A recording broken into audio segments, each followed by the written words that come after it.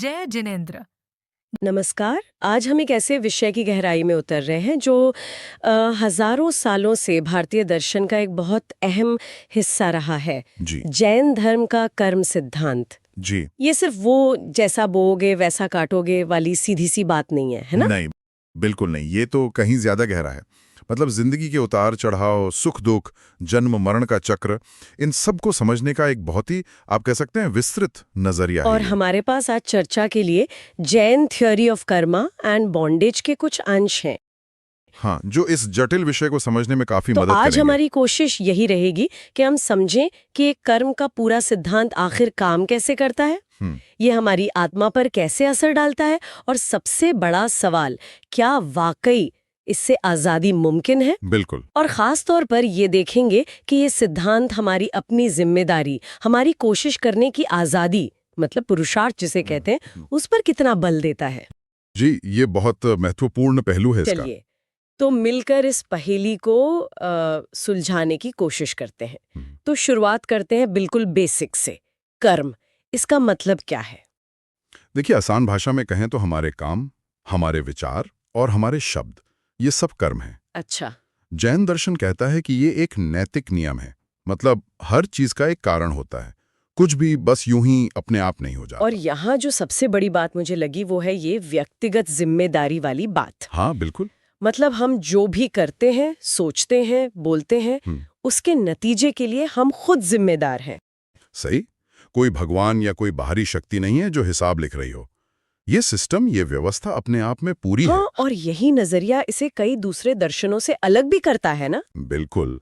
जैसे इसमें ये नहीं माना जाता कि कोई एक ईश्वर है जो सब कुछ कंट्रोल कर रहा है। और ये उस विचार को भी नहीं मानता कि सब कुछ पहले से तय है। मतलब नियतिवाद, या फिर ये कि कुछ मत करो सब ठीक हो जाएगा, अक्रियवाद। अच्छा। यहाँ जोर है पुरुषार्थ पर, यानी हमारी अपनी कोशिश, हमारी अपनी इच्छा शक्ति। सिद्धांत साफ है, अच्छे काम का अच्छा नतीजा, बुरे काम का बुरा। पर एक सवाल मेरे मन में आ रहा है, क्या ये हमेशा इतना सीधा होता है? मान लीजिए कोई मजबूरी में या बिना चाहे कोई गलत काम हो गया किसी से, तब भी कर्म बंधेंगे? ये बहुत अच्छा सवाल है, और स्रोत इस पर बात करते हैं। वो कहते हैं कि हाँ, अनजाने में या मजबूरी में किए गए कर्म भी आत्मा से चिपकते हैं। ओह। लेकिन उनकी पकड़ शायद उतनी मजबूत ना हो। उनकी अवधि, मतलब वो कितनी देर टिकेंगे, या उनके फल की कड़वाहट, वो कम हो सकती है। अच्छा, तो नियत का भी रोल है। हाँ, बिल्कुल। नियत बहुत मायने रखती है इसमें। और देखिए, इस कर्म सिद्धांत का महत्व सिर्फ हमारे कर्मों तक ही सीमित नहीं है। जैन नजरिए से देखें तो ये जिंदगी की लगभग हर पहेली को सुलझाने की कोशिश करता है। जैसे क्यों कोई जन्म से सुखी है, कोई दुखी? क्यों लोगों की सेहत, उम्र, बुद्धि, इन सब में इतना फर्क होता है? या फिर अलग अलग तरह के जीव जंतु क्यों हैं? ये सिद्धांत इन सब सवालों का एक तार्किक जवाब देने का दावा करता है, और वो जवाब कर्मों के जाल पर ही आधारित है। और आत्मा के बारे में क्या कहता है ये सिद्धांत? उसका स्वभाव क्या है? आत्मा की बात करें तो जैन दर्शन मानता है कि आत्मा का असली स्वभाव, उसका जो ओरिजिनल नेचर है, वो तो ज्ञान, दर्शन और शक्ति से भरपूर है। वो स्वभाव से ऊपर उठने वाली है, मुक्त होने वाली है। लेकिन अनादिकाल से, मतलब जब से समय की शुरुआत भी नहीं हुई ऐसा माना जाता है, तब से वो कर्मों के साथ बंधी हुई है। अनादिकाल से? जी हाँ, अनादिकाल से। और इसी बंधन की वजह से वो इस दुनिया के चक्कर में, जन्म मरण के जाल में फंसी हुई है। तो ये कर्म आखिर करते क्या हैं आत्मा के साथ? आप ऐसा समझ लीजिए जैसे बादल सूरज की रोशनी को ढक लेते हैं ना, हाँ। वैसे ही ये कर्म आत्मा की असली चमक, उसके जो असली गुण हैं जैसे अनंत ज्ञान, अनंत दर्शन, उनको धुंधला कर देते हैं, उन पर पर्दा डाल देते हैं। ओह। इसीलिए जैन धर्म का जो पूरा लक्ष्य है वो है कर्मों के इस बहाव को रोकना, जिसे आश्रव कहते हैं। आश्रव मतलब कर्मों का आना? हाँ, उनका आत्मा की तरफ आना। और जो कर्म पहले से चिपके हुए हैं उन्हें साफ करना, हटाना, उसे निर्जरा कहते हैं। निर्जरा।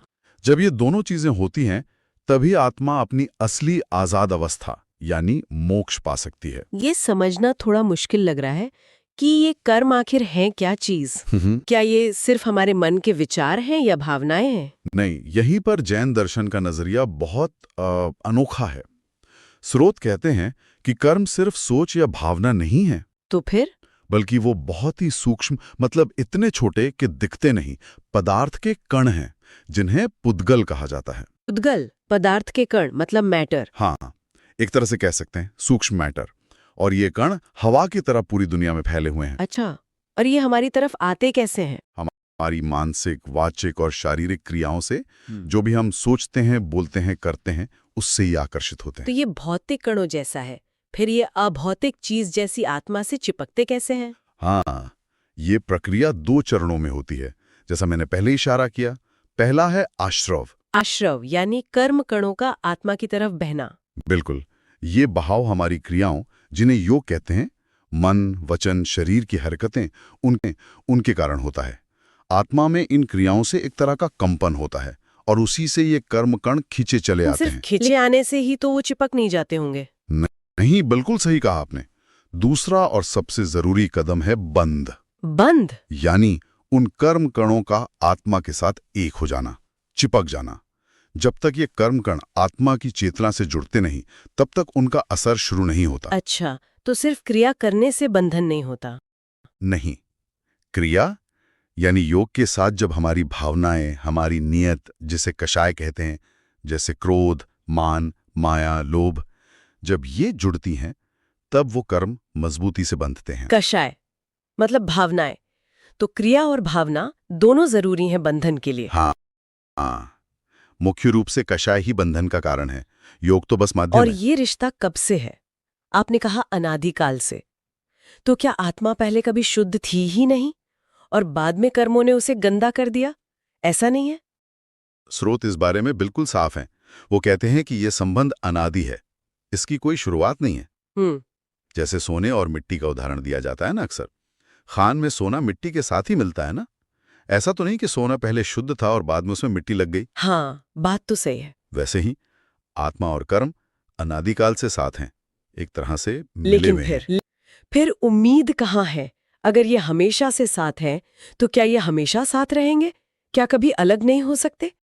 यहीं पर पुरुषार्थ यानी कोशिश की बात आती है। उम्मीद यही है। कैसे? जैसे मिट्टी मिले, सोने को तपाकर साफ करके शुद्ध सोना निकाला जा सकता है। हाँ, वैसे ही सही ज्ञान, सही दर्शन और सही आचरण के जरिए आत्मा पर छिपके कर्मों को हटाया जा सकता है। अच्छा। नए कर्मों को आने से रोका जा सकता है, उसे कहते हैं संवर। और पुराने कर्मों को धीरे धीरे करके खत्म किया जा सकता है, उसे कहते हैं निर्जरा। संवर और निर्जरा। हाँ, और जब सारे कर्म हट जाते हैं, तब आत्मा अपने असली, शुद्ध, मुक्त स्वरूप में आ जाती है। वही मोक्ष है। आपने कहा कि क्रिया के साथ भावनाएं या नियत मतलब कषायें जुड़ती हैं तब कर्म बंधते हैं।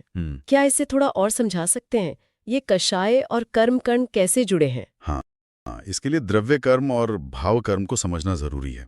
ये 2 तरह के कर्म माने गए हैं। द्रव्य कर्म और भाव कर्म। जी, जो भौतिक कर्म कण आत्मा से चिपकते हैं, वो हैं द्रव्य कर्म, मतलब वो सूक्ष्म पुद्गल।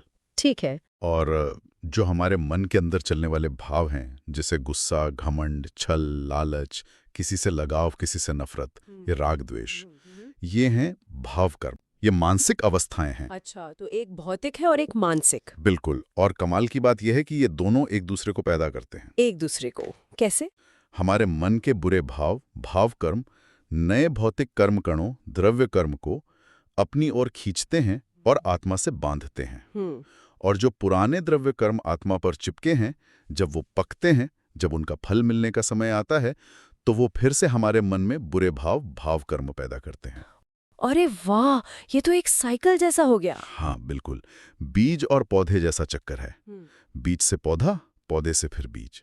जब तक आत्मा अशुद्ध अवस्था में है, वो इन दोनों तरह के कर्मों को करते भी है और उनके फल भोगती भी है। तो मतलब जो हम जिंदगी में इतनी ऊंच नीच देखते हैं, कोई अमीर है, कोई गरीब, कोई बहुत कामयाब, कोई नाकामयाब, कोई हमेशा स्वस्थ रहता है, कोई बचपन से बीमार, इन सब के पीछे यही कर्मों का खेल है, द्रव्य कर्म और भाव कर्म का। इस सिद्धांत के अनुसार हाँ, बिल्कुल।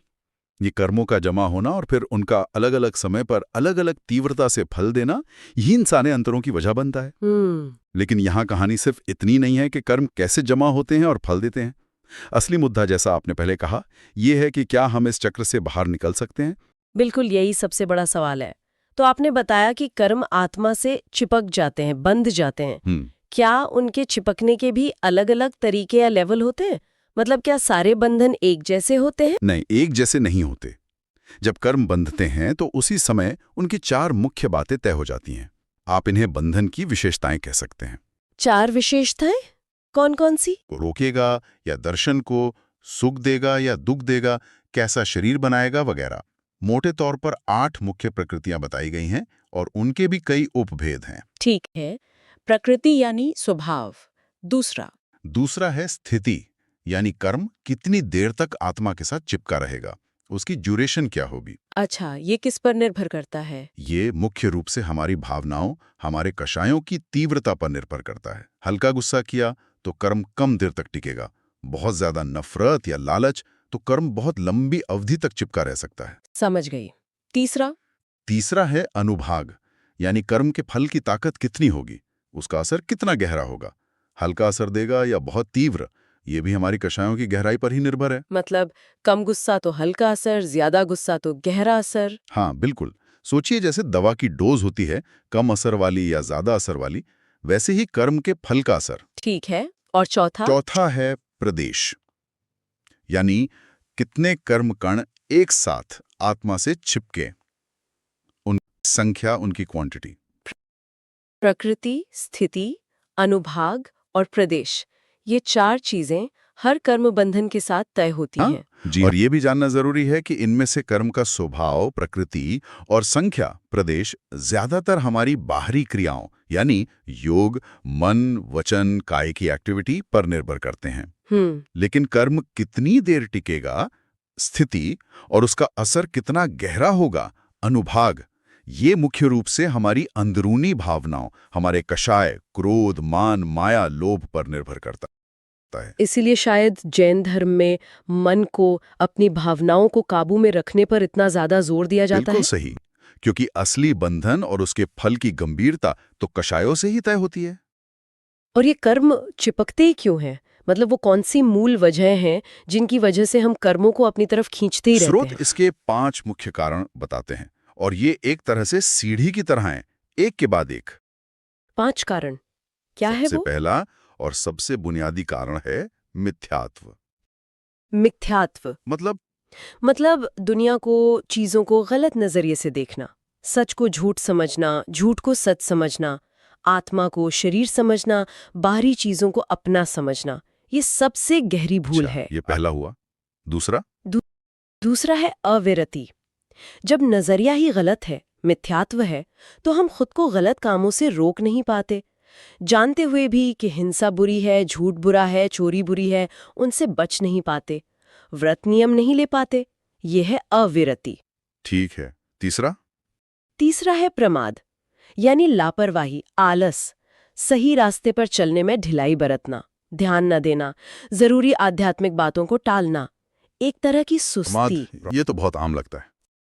हाँ, और चौथा है कषाय, वही जिनकी हमने बात की, क्रोध, मान, घमंड, माया, छल कपट और लोभ, लालच। ये कर्म बंधन की जड़ मानी जाती हैं। इनसे ही बंधन में मजबूती आती है। और 5वां और आखिर में है योग, यानी मन, वचन, शरीर की वो क्रियाएं, वो एक्टिविटीज जिनसे कर्म असल में खींचकर आत्मा की ओर आते हैं। मिथ्यात्व, अविरति, प्रमाद, कषाय और योग, ये 5 कारण हैं। और ये दिलचस्प है कि ये एक क्रम में है। मतलब अगर किसी में प्रमाद तीसरा कारण है तो उसमें अविरति दूसरा और मिथ्यात्व पहला तो होगा ही। हाँ, ये तो लॉजिकल है। लेकिन इसका उल्टा जरूरी नहीं। हो सकता है किसी में मिथ्यात्व और अविरति हो पर प्रमाद ना हो, वो कोशिश तो कर रहा हो। तो आध्यात्मिक तरक्की के लिए, आत्मा की शुद्धि के लिए इन कारणों को इसी क्रम में एक एक करके हटाना होता है। अच्छा, ये एक तरह से आध्यात्मिक सीढ़ी चढ़ने जैसा है। बिल्कुल। और जैसा हमने कर्म की तीव्रता, अनुभाग की बात की थी, उसके आधार पर बंधन के भी कुछ स्तर बताए गए हैं। बंधन के स्तर? हाँ, मोटे तौर पर 4 तरह के। कुछ कर्म इतने हल्के चिपकते हैं, स्पष्ट कहते हैं, कि शायद सिर्फ पछतावा करने से, एहसास होने से ही ढीले पड़ जाएं या झड़ जाएं। अच्छा। कुछ थोड़े मजबूत होते हैं, बद्ध, जिनके लिए शायद माफी मांगना, प्रायश्चित करना जरूरी हो सकता है। ठीक। कुछ और ज्यादा मजबूत होते हैं, निधत्त, जिन्हें हटाने के लिए तपस्या जैसे कड़े प्रयास करने पड़ते हैं। तपस्या। लेकिन कुछ कर्म इतने ज्यादा मजबूती से, इतनी गहराई से चिपक जाते हैं, निकाचित कहलाते हैं, कि उनका फल भोगे बिना उनसे छुटकारा मिलना लगभग नामुमकिन होता है। अरे, निकाचित कर्म मतलब उनका फल तो भोगना ही पड़ेगा। फिर तो ये नियतिवाद जैसा ही हो गया कि कुछ चीजें तो होके ही रहेंगी। नहीं, यहीं पर यह सिद्धांत बहुत आशावादी हो जाता है और पुरुषार्थ को महत्व देता है। देखिए, हालांकि निकाचित कर्म बहुत दृढ़ होते हैं और कहा जाता है कि उनका फल भोगना ही पड़ता है, लेकिन ज्यादातर कर्म निकाचित नहीं होते। अच्छा, ये राहत की बात है। और ये बहुत महत्वपूर्ण बात है कि हम कर्मों के पकने का, उनके फल देने का सिर्फ इंतजार करने के लिए मजबूर नहीं है। ज्यादातर कर्मों के मामले में ऐसा नहीं है। तो हम क्या कर सकते हैं? सही कोशिशों से, तपस्या से, ध्यान से, अच्छे भावों से हम कर्मों के पकने से पहले ही उनकी स्थिति यानी अवधि को कम कर सकते हैं। आहा, उनके अनुभाग यानी फल की तीव्रता को हल्का कर सकते हैं। ये तो बहुत बड़ी बात है। हाँ, और यहाँ तक कि कभी-कभी उनकी प्रकृति यानी स्वभाव को भी बदल सकते हैं। जैसे मान लीजिए किसी बुरे काम से कोई अशुभ फल देने वाला कर्म बंधा, लेकिन बाद में बहुत अच्छे काम किए, बहुत पछतावा किया, तो हो सकता है वो अशुभ कर्म शुभ फल देने वाले कर्म में बदल जाए। इसे संक्रमण कहते हैं। संक्रमण मतलब कर्म का नेचर ही बदल गया। जी, उसकी उप प्रकृति बदल सकती है। तो ये पूरी तरह से किस्मत का खेल नहीं है। हमारे पास अपने कर्मों को मैनेज करने की, उन्हें बदलने की, उन्हें नियंत्रित करने की गुंजाइश हमेशा रहती है। ये जानना बहुत जरूरी है। बिल्कुल। शब्द जैसे उदीरणा यानी कर्म को समय से पहले ही मेहनत करके पकाकर भोग लेना ताकि वो जल्दी खत्म हो जाए, उदीरना। या अपकर्षण यानी उसकी अवधि या तीव्रता घटा देना, या उत्कर्षण जो बुरे कामों से होता है, अवधि या तीव्रता बढ़ जाना, या उपशम यानी कर्म को कुछ समय के लिए दबा देना ताकि वो फल ना दे सके। यह सब इसी संभावना की ओर इशारा करते हैं कि पुरुषार्थ यानी हमारी कोशिश, हमारे हाथ में बहुत कुछ है। हम कर्ता भी हैं और भोक्ता भी, और बदलाव भी ला सकते हैं। वाह, ये तो वाकई एक उम्मीद जगाने वाली बात है। मतलब हम सिर्फ कठपुतली नहीं है कर्मों के हाथ की। नहीं, बिल्कुल नहीं। अच्छा, अब अगर हम उस शुद्ध आत्मा की बात करें जिसके बारे में आपने शुरू में बताया था कि वो ज्ञान और शक्ति से भरपूर है, तो उसके क्या गुण होते हैं जो इन कर्मों की वजह से ढके रहते हैं? आपने 8 कर्म बताए थे, क्या वो 8 गुणों को ढकते हैं? हाँ, बिल्कुल।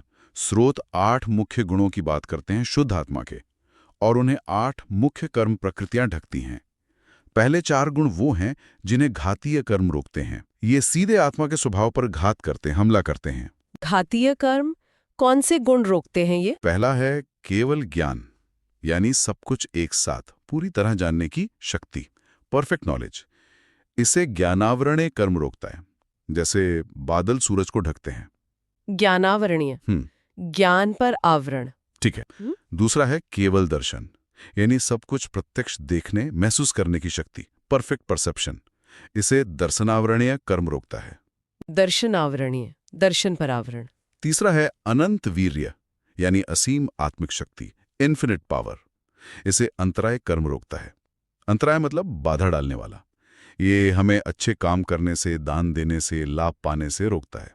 अंतराय। ठीक है। और चौथा? चौथा है वीतराग, यानी राग, द्वेष, मोह, क्रोध, मान, माया, लोभ जैसे अंदरूनी दुश्मनों पर पूरी विजय, पूरी तरह डिटैचमेंट। इसे मोहनीय कर्म रोकता है।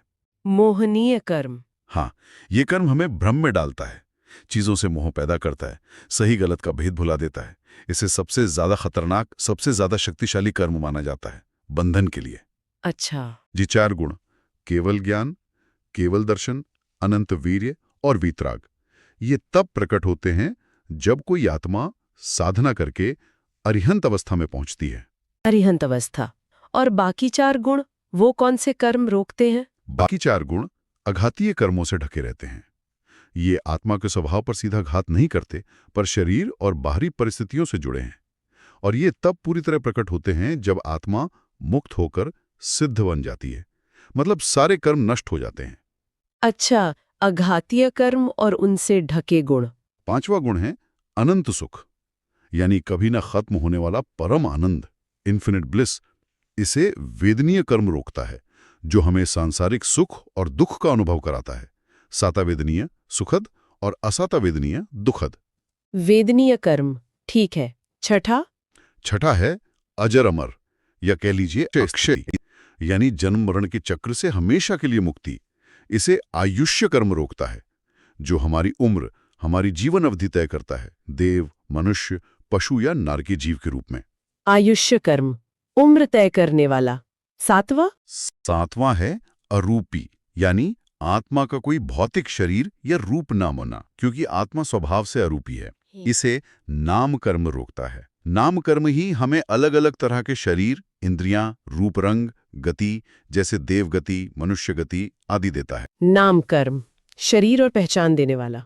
और आठवां है अगुरु लघु, यानी आत्मा की वो स्वाभाविक अवस्था जहां न कोई ऊंचा है न नीचा, सब बराबर है, कोई स्टेटस नहीं है। इसे गोत्र कर्म रोकता है, जो हमें ऊंचे या नीचे कुल, सामाजिक स्थिति या परिवार में जन्म देता है। गोत्र कर्म, कुल या स्थिति तय करने वाला। तो ये हो गए 8 गुण और उन्हें रोकने वाले 8 कर्म, 4 घातीय और 4 अघातीय। जी हाँ, पहले 4 ज्ञानावरणीय, दर्शनावरणीय, मोहिनीय, अंतराय, सीधे आत्मा के स्वभाव पर हमला करते हैं, उसकी शक्तियों को कमजोर या ढक देते हैं। बाकी 4 वेदनीय, आयुष्य, नाम और गोत्र बाहरी परिस्थितियों, शरीर और अनुभवों को आकार देते हैं।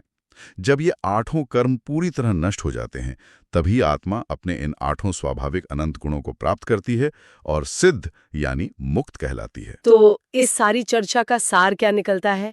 हमने देखा कि जैन दर्शन का ये कर्म सिद्धांत कितना गहरा और कितना बारीक है। मतलब ये सिर्फ किस्मत या भाग्य की बात नहीं है। बिल्कुल नहीं, बल्कि ये हमारे अपने ही विचारों, हमारे शब्दों और हमारे कर्मों से बना एक लगातार चलने वाला बहुत जटिल सिस्टम है। हाँ बिल्कुल। और जो बात मुझे इसमें सबसे ज्यादा प्रभावित करती है वो ये है कि ये सिद्धांत जहाँ एक तरफ हमें जिंदगी की मुश्किलों, विषमताओं, ऊंच नीच का एक तार्किक कारण बताता है, हाँ। वहीं दूसरी तरफ ये पुरुषार्थ, यानी हमारी अपनी कोशिश, हमारे अपने प्रयास और कर्मों को बदलने की हमारी ताकत पर भी उतना ही जोर देता है। सही बात है। यह हमें लाचार महसूस नहीं कराता। नहीं, बिल्कुल नहीं, बल्कि ये हमें जिम्मेदार बनाता है और सुधार की, मुक्ति की एक स्पष्ट राह भी दिखाता है। ये पूरी तरह से नियतिवादी या निराशावादी दृष्टिकोण नहीं है, इसमें उम्मीद है, संभावना है। और आखिर में हमारे सुनने वालों के लिए एक सवाल हम छोड़ जाते हैं। जी, अगर कर्म वाकई इतने सूक्ष्म कणों की तरह हर तरफ मौजूद हैं और हमारे हर छोटे बड़े काम, हमारी हर सोच से हमारी आत्मा पर असर डालते हैं, उसे बांधते हैं या मुक्त करने में मदद करते हैं, तो क्या सिर्फ इस जानकारी को जानना, इस बारे में सोचना, हमारे रोजमर्रा के फैसलों, हमारे बर्ताव और शायद दूसरों के प्रति हमारी प्रतिक्रियाओं में कोई बदलाव ला सकता है? ठीक, ये वाकई सोचने वाली बात है। अपने एक्शन और रिएक्शन के प्रति और जागरूक होने की प्रेरणा तो जरूर मिल सकती है। बिल्कुल। तो इस विचार के साथ आज की चर्चा यहीं समाप्त करते हैं। और हाँ, इस पॉडकास्ट में हम जैन धर्म के अनुसार प्रामाणिक स्रोतों के आधार पर सही और स्पष्ट जानकारी साझा करने का प्रयास करते हैं। यदि हमसे कोई त्रुटि हो गई हो तो हम क्षमा चाहते हैं। आपका सहयोग और सुझाव हमारे लिए बहुत मूल्यवान है। कृपया हमें कमेंट में बताइए कि आपको यह पॉडकास्ट कैसा लगा। वीडियो को लाइक कीजिए, चैनल को सब्सक्राइब कीजिए और इसे अपने मित्रों व परिवार के साथ साझा कीजिए। जय जिनेंद्र।